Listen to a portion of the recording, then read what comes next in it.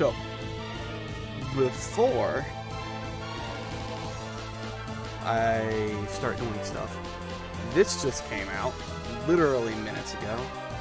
Like, literally half hour ago, this information came out. And I'm a pretty... It probably doesn't show on my channel content, but I'm a pretty... I'm moving towards being... I was a hardcore game collector, and now I'm moving into trying to get back some of the older stuff that I didn't get into. So when I was growing up, I was mostly a Genesis kid. I had a Sega Genesis. I got rid of it. And most of my gaming experience since then, I got heavy on N64, Dreamcast, and PlayStation 2. Those are probably the four, I would say, were my starters into getting into gaming pretty heavily. I had a significant number of games for particularly the PS2. I shouldn't say significant. I was kind of selective. I have a good number of games, but across a number of consoles, but they're mostly just kind of the games that I like. I don't go out and buy a lot of games. My number one rule of buying games: don't buy games I wouldn't play. But anyway, wanted to talk about this because this is a pretty big deal. The RetroTINK 5X has just been announced that it's going to go on sale in a week. Completely out of the blue. Literally goes on sale this weekend. Did not expect this. Was kind of expecting it later this summer. For those who aren't following, the RetroTINK 5X is a upscaler, line doubler. They kind of serve similar purposes. Or a line multiplier. I shouldn't say doubler. Doubler is kind of out of vogue. But what it does is we'll take old game console signals and double the lines on them and upscale them for a modern LCD TV or a modern HD TV. One of the problems with playing old games on new TVs is that all of their signals are analog, and most of your modern digital TVs do not like analog signals. They will play them with incredible amounts of lag. It's often very detrimental to the actual experience of playing those old games. They don't present them in a correct format often. They'll cut off edges. Sometimes they don't even read them. It doesn't even interpret the signals. You'll have that problem quite a bit on the Sega Dreamcast. And the Dreamcast will just output some bizarro signal that your TV just despises. 240p signals have some trouble too. You'll see that on a lot of the older games that run at high refresh rates. What else do they have? There's all sorts of issues with this. Games that switch signals. So certain games will have the game play out in one particular resolution, and when you go into a menu, it will change the resolution.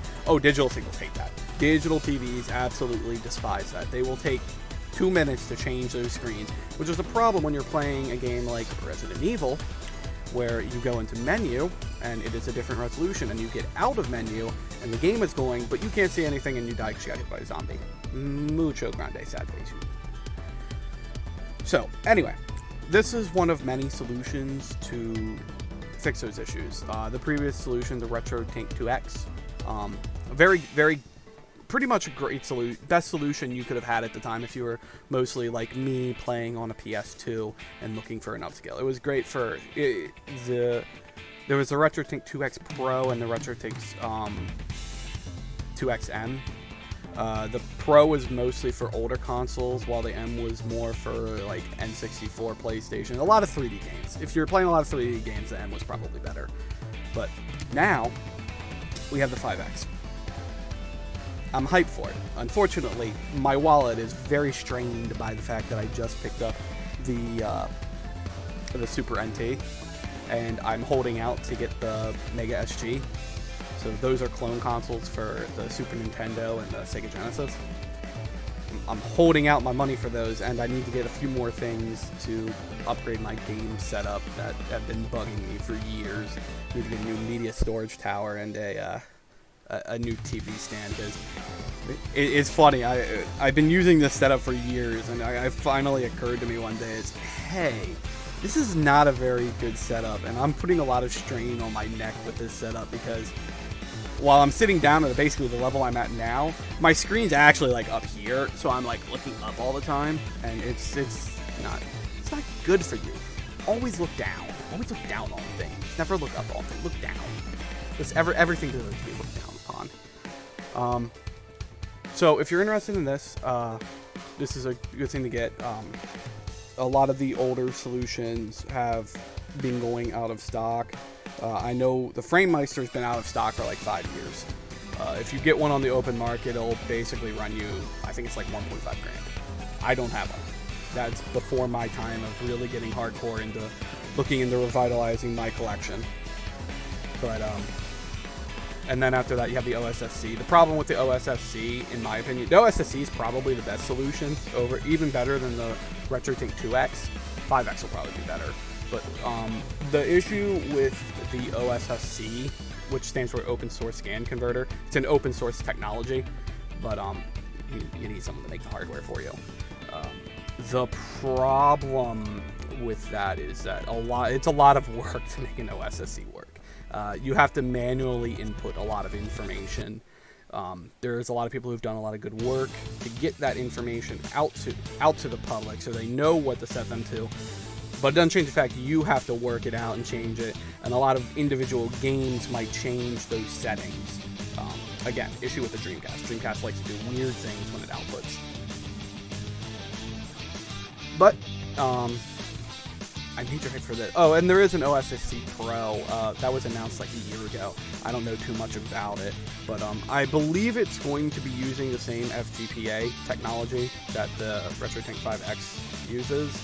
I just don't know a lot of the details on what's going to be in it.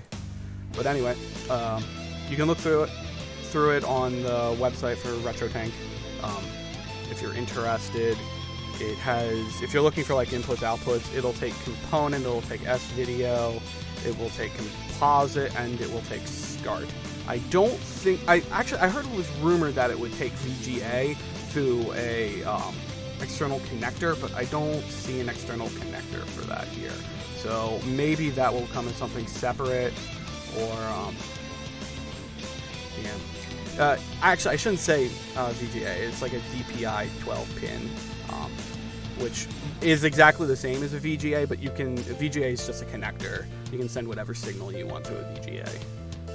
It's just, we all call it VGA because it's what we used it for. And as you see here, it outputs via HDMI. So you can take a look at this if you're interested. The first wave of them that they drop out will be at $275, and then after that they're going to be $300 due to a lot of the component scarcity. I'm probably going to hold out. I'm not going to get one now, but I'll take my $25 hit to hold out and get it for when I'm not lighting money on fire. But yeah, major hype for this.